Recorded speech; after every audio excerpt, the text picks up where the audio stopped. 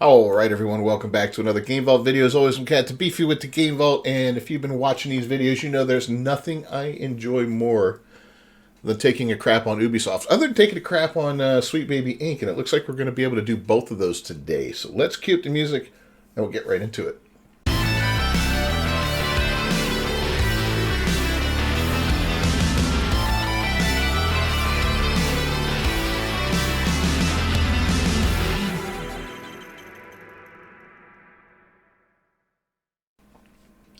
Alright, so the Japanese consultant used by Ubisoft and the New York Times to attack gamers over Assassin's Creed Shadows was a Sweet Baby Inc. employee.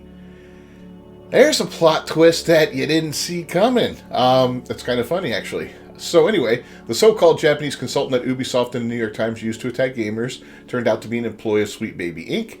In the most recent hit piece run by the New York Times that appears to have been done in collaboration with Ubisoft, the outlet's Zachary Small cited a so-called Japanese consultant and translator who claimed that criticism of the game was being done by individuals in the West using translators, and that the Japanese people were not upset with how the game not only features Yasuke as a protagonist, but that he's depicted as a samurai.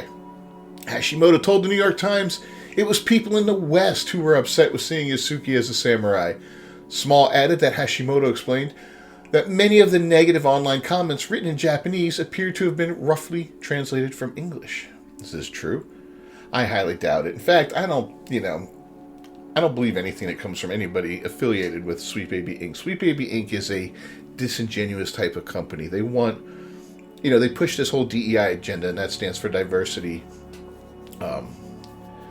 equality and all that crap, inclusive and equality, right? Or equity. And what it does is it purposely injects characters and ideologies into games that don't belong there just for the sake of diversity itself, right? You could have a game that you're creating and say, well, you need more gayness in there. You need more black people. You need more women. You need more this. You need more that. You need a trans character here. And, this sort of nonsense. Or, the way these characters interact, it's it doesn't push the feminist agenda, whatever. These companies tend to be run by women, and women we know are one of the biggest cancers in this industry right now. Sorry to say that, not all of them, but a good portion of these women are terrible.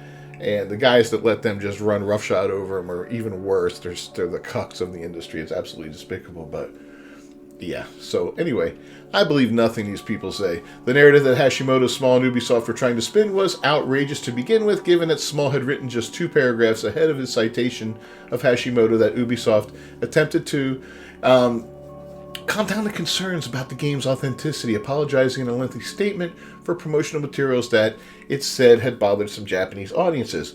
So they tried to get it both ways here, right? They tried to say that this is a historically accurate game and so forth and so on. And then they come back and are like, well, no, it's not really historically accurate. It's fiction set against this backdrop. And, they kind of hemmed and hawed and went back and forth with this stuff. And it's kind of silly. When you start doing that sort of thing, well, there's a dishonesty in there somewhere, right? Where exactly, who knows?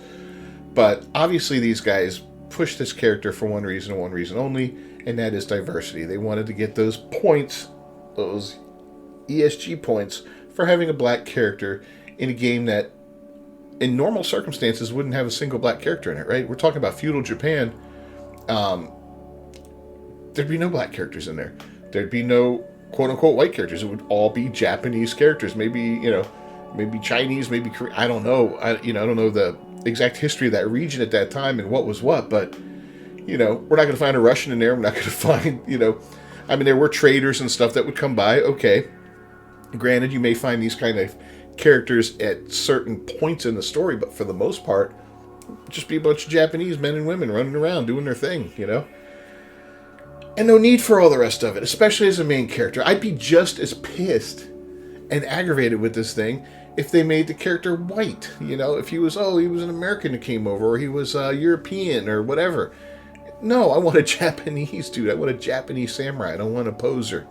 I don't want a poser.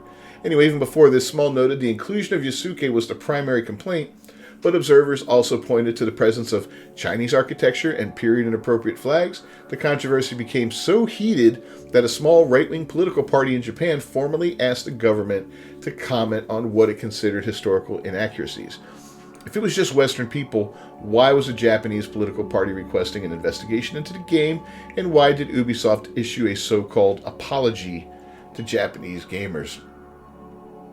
Anyway, it's been discovered that Hashimoto was an employee of Sweet Baby Inc. from February 2020 to April 2023, as noted by his own LinkedIn profile. And there we have it. Freelanced. Not only is Hashimoto a former employee of Sweet Baby Inc., but he's an activist journalist whose articles are featured at Polygon, Siliconera, Them, and multiple outlets owned by Gamers Group. Mark Kern, aka Grum, shared one article Hashimoto wrote on Medium where he criticized Animal Crossing New Horizons by acknowledging Japan's history of colonial rule. These freaking haters, I'm assuming Hashimoto is Japanese. Okay, I'm going to go on that assumption here. And he's just like these pathetic white assholes in the U.S. that hate themselves because I don't know where this comes from, where you're taught to hate not yourself so much, but your people, your history, your ethnicity, or, where you came from, right? I don't get it. Like, that's one of the stupidest, gayest things I've ever seen. And you'll see him, like, oh, we're just colonizers. We should do this. White people should apologize to this, and they should bow down to that, and yada, yada, yada. It's like, no, bro. History is written in blood. And it's always the conqueror that writes the history, right?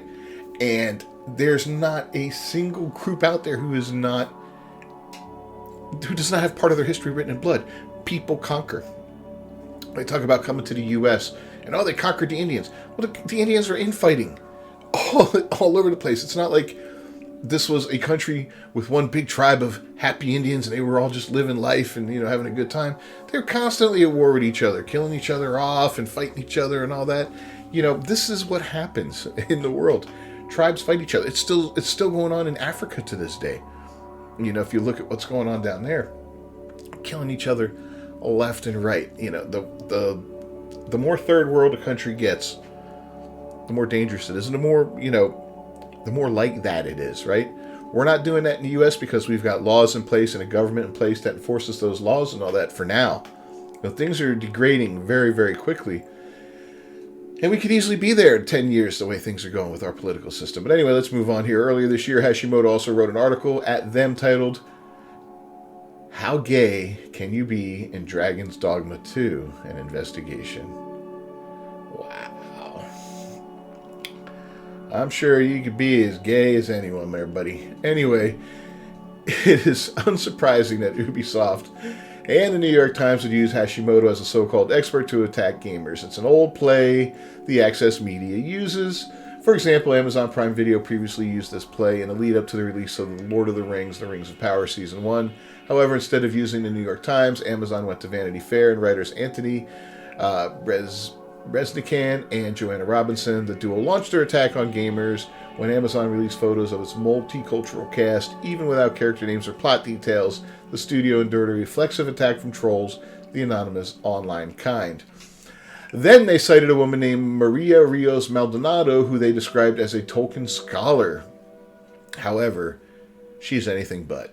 Rather, she was a PhD student at the University of Glasgow who is interested in, and this is a quote, ethics, feminist theory, and encountering the other in Tolkien's work. She also happens to be the, quote, Equality and Diversity Officer for the University of Glasgow's Center for Fantasy and the Fantastic. She does not sound like an expert in anything except bullshit.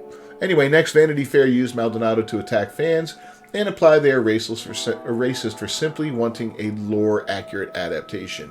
She questioned, obviously there is going to be push and backlash, but the question is from whom? Who are these people that feel so threatened or disgusted by the idea that an elf is black or Latino or Asian?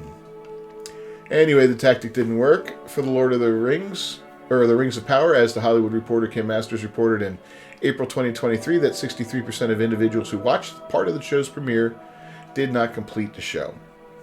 She wrote, while Amazon, like other streamers, provides only limited data, and eternally it held information even more closely than usual on the series, sources confirmed that The Rings of Power had a 37% domestic completion rate. For those outside the U.S., the completion rate was higher. Overseas, it was 45%. 50% would have been a solid but not spectacular result, according to insiders. Yeah, see, I enjoy The Lord of the Rings. I enjoy The Hobbit and all that stuff. I mean, The Hobbit trilogy movie was a little much, Peter. You didn't need to stretch that book into 3 full-length movies, but I get why you did it, money. But I'm a big fan of that stuff, right? I'm no lore hound like some of these people that, they make me crazy sometimes. It's in the lore! Okay. No, but it is jarring sometimes to see something changed so much on screen that you're not used to, right? Black dwarves and elves and all that kind of stuff. It's like, those characters are races in and of themselves. Why would they have different colors in them, right? I can see humans being multicolored and all that, but why would you change the color of dwarves? Where were there black dwarves? You could argue that the Drow in D&D, Dungeons and Dragons, but they were underground evil dwarves, right? And their skin was, I believe, more of a purple, dark blue hue, something like that, if memory serves me. It's been 100 years since I've even played Dungeons and Dragons. But that's what we're looking at there, right? So there was some diversity within the elven community, but there wasn't African American elves, with afros. I mean, that just wasn't a thing anywhere in this lore back in the time, and it just kind of looks silly to me. It looked silly to me when we saw Vulcans like that. I remember in Star Trek, the first Black Vulcan I saw, I'm like, really? A Black Vulcan? That's kind of weird. Vulcans have a certain look to them. They are a race of creature. Why would they have developed the same way humanity developed? It's not necessarily something that would have happened, right? Anyway. I guess it's all for the sake of diversity, and it's nothing bad against black people or anything like that. It's just when you put stuff like that in a show, sometimes it feels weird. Now, it'd be different to develop a race that shared that was played by all black people, an alien race or whatever, or a fantasy race and all that. That's one thing, Then you'd have that consistency through the story where they would have the darker skin and those features and the hair and stuff like that. That would make sense, but to just willy-nilly throw in, hey, here's all these high elves, and they're all very light-skinned with blonde hair for the most part. Oh, black elf. What? Where'd this guy come from? We're going to have a talk with Mom.